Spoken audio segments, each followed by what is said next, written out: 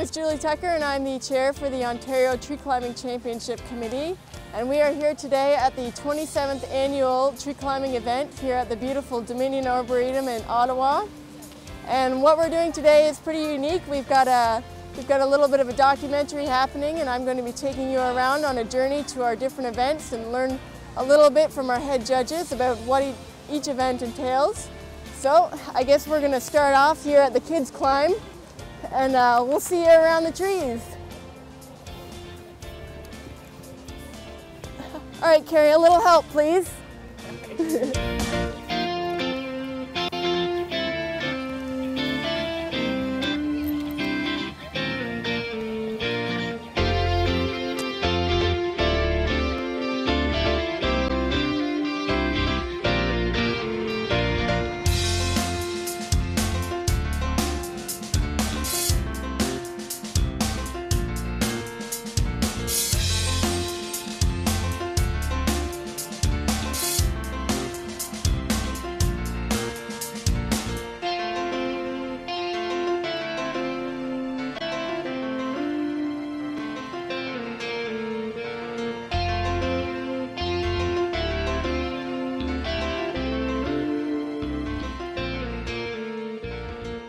With me is our event head technician, and this is Matt Logan, and he's going to talk a little bit about the competition.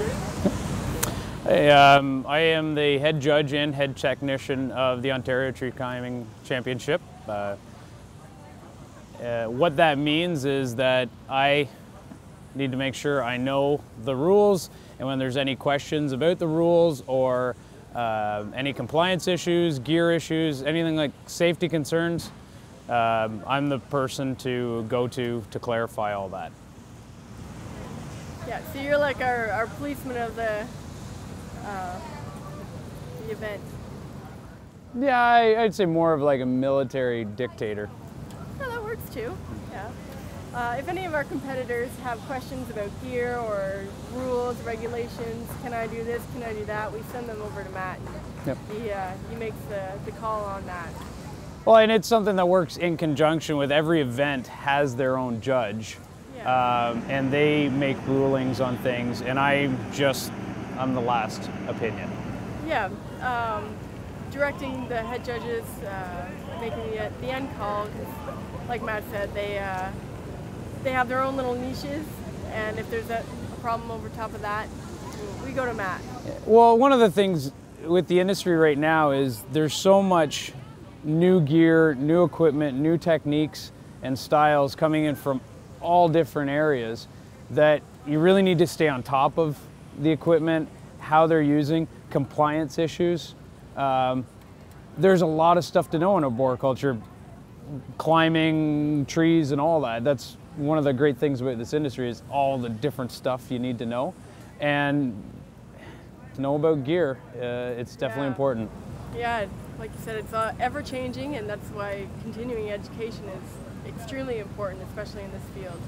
Absolutely, and this is a great scenario for our volunteers, our judges, our techs, all the competitors. They learn a ton during these things because they see somebody's got a different tool or a different technique, and they just go and ask them because it's we call it a competition, but you know, everybody here gets along so well. They're always rooting for everybody else. So yeah, we not only have the leading climbers in the industry, but we have all the leading professionals as well, volunteering and judging and all working together. Absolutely. It's a family event.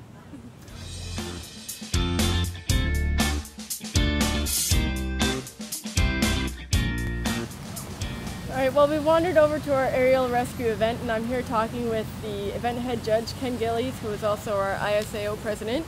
Ken, do you want to tell us a little bit about the aerial rescue event? Well, first of all, we're super pumped to be here in Ottawa. This site is incredible, and the whole layout here and how we've been able to bring it all together is just fantastic. The aerial rescue event today is in a beautiful oak. The victim is up in the tree right now. They're unclipped from their main tie-in, but they're still lanyarded off to the tree. The rescuers have 5 minutes to get the victim down, safe on the ground, which is not an easy task. but they've been doing fantastic so far. Yeah? Yeah. So I hear a lot of the climbers talking to the victim. Mm-hmm. Is that part of the competition? Absolutely, yeah. It's important that they communicate with the victim and also communicate with EMS. EMS is a big player in this. EMS comes in as the rescuer is ascending the tree. EMS is on site, so that communication has to take place there. And they get extra points for that. That's involved in the scoring? Oh yeah, tons of points, yeah. Yeah. So it's really important for them to keep talking to their victim. Keep talking to the victim, be safe, be efficient, and really just have fun is the most important thing here. I think that's the goal of the whole event. Yeah, fun and safety and a little bit of competition. That's right, Julie. Thank you. Well, thank you.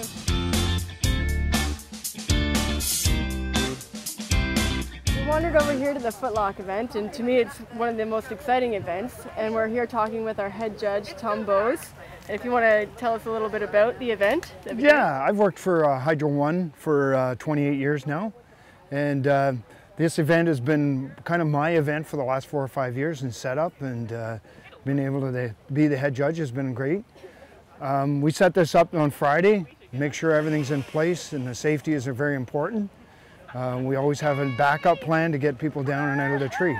The footlock is taking 2 ropes and wrapping them in your feet and pushing yourself up. So it's a lot of body strength, and the faster you can do it, the better. Obviously, they ring a bell at the top. It's 2 different heights. There's a height for men and there's a height for women. Now, what kind of time does each climber get? The times vary. Today, we have a time of 12 seconds. Normally is 20 to 30 seconds is normal for men, and women is 30 to 40 seconds. And how high are they going in those 12 seconds? In 12 seconds, the men today went 40 feet in 12 seconds, which is very... So there's a lot of skill involved. Very much skill involved in strength and timing. It comes down to timing and with their feet and pushing. All right, well, thank you very much, Tom. Hey, you're quite welcome, Julie.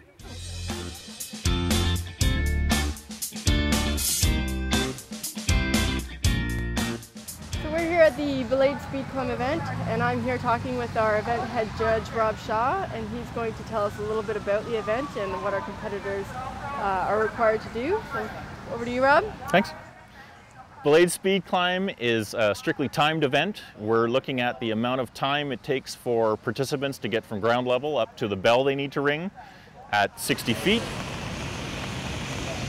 You got me. Keep going.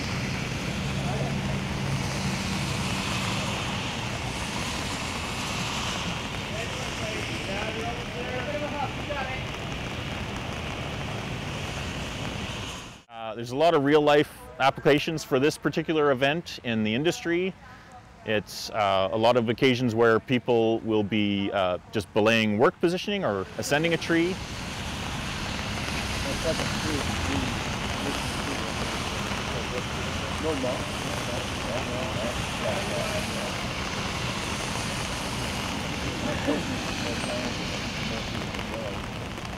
It's an opportunity for contestants to be able to show their speed and agility in a strictly ascending activity. Yeah. All right, Jamie, let's go. Come on, climb it. Good.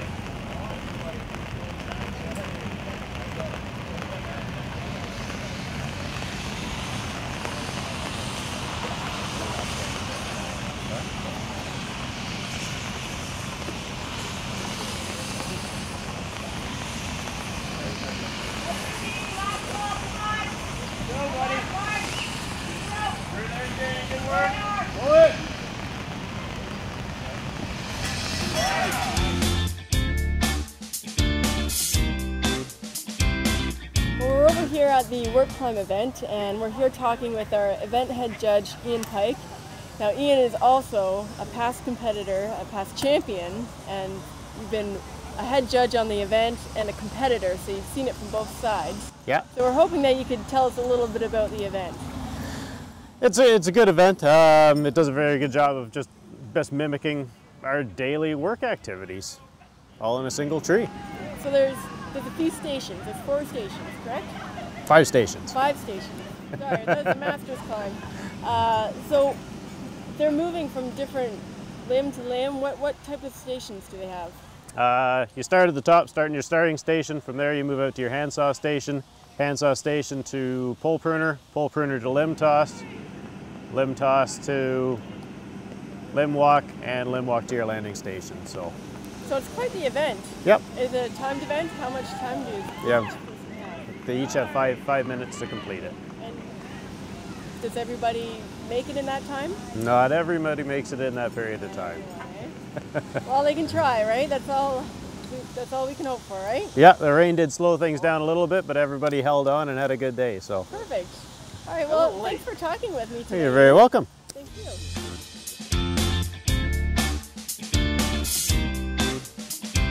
All right, well, we're here over at the Throwline event, and I'm talking with head judge Michael Lenarsic. And if you could just tell us a little bit about the event, Mike, that would be great. What's the objective? All right, well, this is the throw ball event. It kind of highlights some skills that arborists use generally to put our lines into trees safely. So if you can imagine trying to set a line up 80, 60 feet, it might be quite difficult. So we use a tool called a throw line. It's attached to a throw ball filled with lead shot, so to speak. They come with different weights depending on what you like to throw. So using a couple techniques. So here we go with throw ball attached with a throw line. It's usually a high tensile piece of string, about 400 pounds.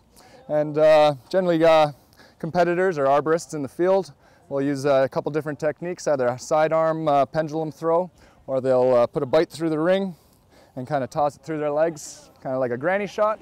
So with these techniques, well-skilled arborists can kind of get a ball to go up about 100 feet up.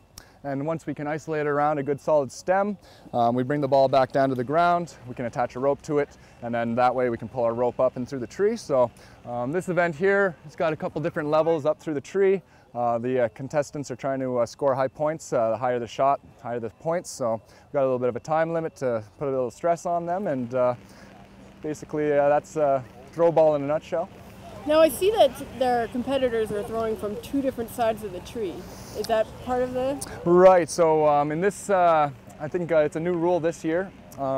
Basically, we got a set of 4 targets on one side of the tree, a set of 4 targets on the other side of the tree. Each contestant optimally has to score 1 shot on both sides of the tree. So by pulling the throw line, isolating it so it comes down end to end without any obstructions in between, we're able to score them on the line, and then the contestants then have to put a rope up and get optimal points that way. Once they do that, they get extra bonus points and score some more points that way. So now, is this a timed event? It is. It's they have 6 minutes to take as many shots as they can in order to get those 2 good shots in, and so puts a little bit of stress on them, kind of like our managers do in the field. Yeah, perfect. All right. Well, thank you very much. Thank you very much. Cool.